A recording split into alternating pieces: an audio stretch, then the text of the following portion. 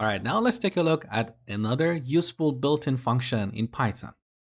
We use the input function to get input from the user. As an argument, we pass a string. This will be a label that will be displayed in the terminal. You will see that in a second. So let's add x colon. Now this function returns a string, so we can store it in this variable. Now let's imagine that y should be x plus 1. Save the changes. Now don't run this program using the code runner extension, because code runner by default runs your program in the output window, which is read only. So you won't be able to enter a value. So open up the terminal using Control and backspace. Once again, if you're on Windows, type Python. If you're on Mac or Linux, type Python 3 and then app.py. So here's our label. Let's enter a value like 1. We got an error, type error. What is going on here? Well, when we receive input from the user, this input always comes as a string. So this expression at runtime will look like this. String 1 plus 1. Note that the number 1 is different from string 1 because these are two different types. Now, when Python sees this expression, it doesn't know what to do, because two objects can be concatenated if they are of the same type.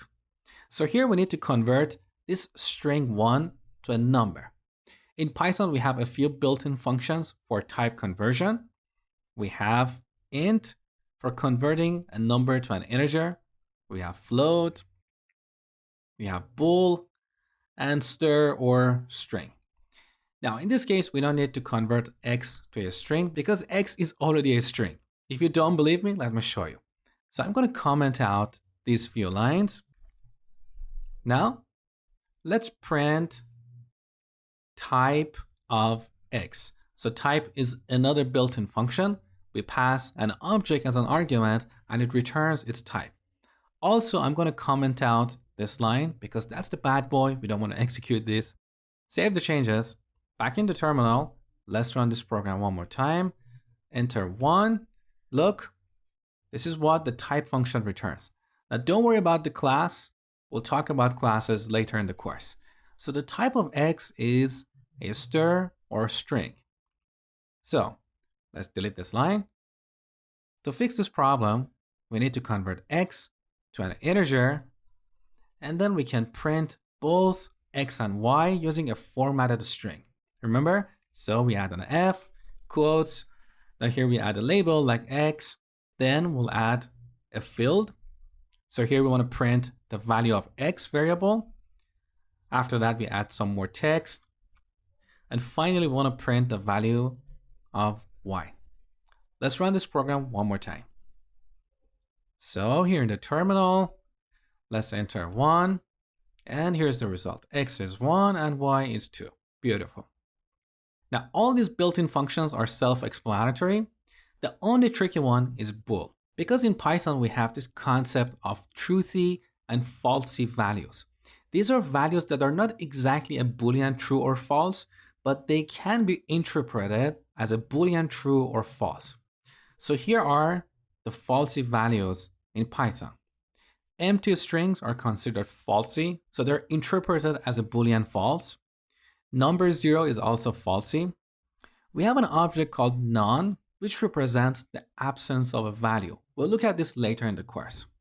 So whenever we use these values in a Boolean context, we'll get false. Anything else will be true. Let me show you a few examples. So in this interactive shell in Python, let's convert number 0 to bool. That's falsy, so we get false. What about bool of 1? We get true. If we pass a negative number, we'll also get true. If we pass a number larger than 1, like 5, we still get true. So we only get false when we try to convert 0 to a Boolean. Now with strings, I told you that an empty string is falsy. So here we'll get false. Anything else is true. So even if I have a string that is false, we'll get true. Because this is not an empty string, it's a string with a few characters. That's why it's evaluated as true.